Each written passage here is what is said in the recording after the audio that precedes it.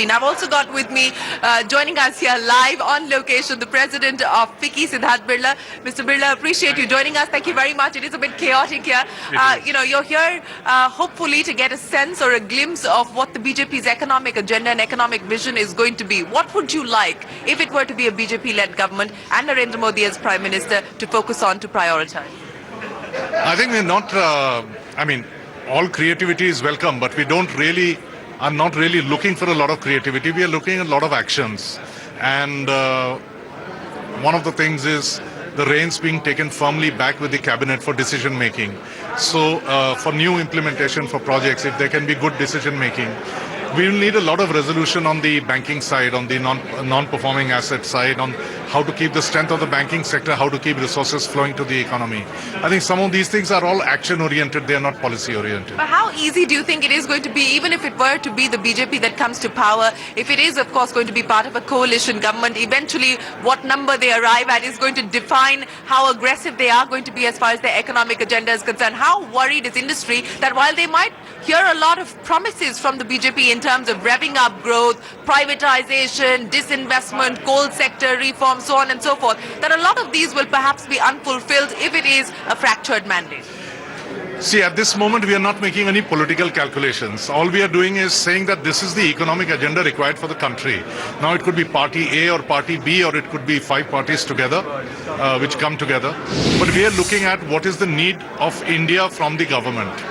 What the political calculation throws up is a separate question. Are you feeling more confident about the GST today? Mr. Modi, addressing traders, has said that GST is a good thing, and if we were to come to power, we promise that GST will be a reality. Do you believe that irrespective of who comes to power, we are perhaps closer to moving towards the GST?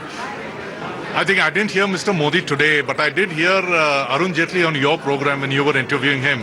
And I think ever since that day, my mind has been clear that there is no fundamental opposition to GST. So we will see GST rather than not see it. Okay. One final question to you, Sidharth Birla. We've heard a lot in terms of the retrospective tax. We heard Arun Jaitley talking about how the retrospective tax, in a sense, soured the sentiment. Do you believe if the BJP were to come to power, they will move towards amending that? I think it is stuck in a lot of legalities. It's stuck in a lot of legalities. But right.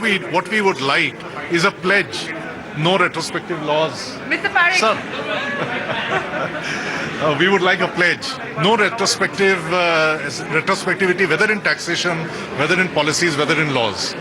That is something that we would really like. So policy certainty is certainly what certainty, clarity, stability, all three. What are you hoping to hear from Mr. Modi today? I think a lot of things that we've already heard. And for certain job centricity. Now let's try and understand how he gets the job centricity on the agenda. Well, Sidharth Birla, it's always a pleasure speaking with you. Thanks very much for joining us. As you can see, the activity here is getting a bit frenetic, and that is because 4:30 is when Narendra Modi is expected to speak here at the India Economic Foundation, the India Economic Conclave. Let me just tell you about the who's who are here attending that meeting. And while I do that, I'm going to ask my colleague Rituparna Bhuyan to try and grab Deepak Parekh, who just moved away from our cameras. Mr. Parekh, of course, was speaking here. His 10-point agenda for growth was reform the coal sector, reform subsidies, strengthen the direct benefit transfer system, and of course move towards strengthening the bureaucracy as well. Those were just some of the highlights of what Deepak Parekh has set out as the agenda for the next government. The who's who are here, a bunch of policy makers, economists, business leaders, people like Ajit Gulabchand, Vinayak Chatterjee, the CII president. So it's pretty much a mix of business and corporate leaders attending this meeting here to get a glimpse of what the BJP is going to hold out as its economic vision and as its economic agenda. Remember, as I've been pointing out, this is not an official manifesto that is being released by the BJP today, but it is trying to address the business community, address the investor community, and set out the roadmap as far as its economic manifesto is concerned. So that is why you see this din and clamor behind me, and that is why people have turned out in large numbers here to see what the BJP's prime ministerial candidate has to say about the BJP's economic agenda. I'm going to toss it back to you guys and come back again in a short while from now when Narendra Modi starts to speak. But for now, I hand it back to you guys. Thanks, Shereen, for that. So that's Shereen in conversation with Punita Kumar Sinha as well as the FICCI President Sidharth Birla. But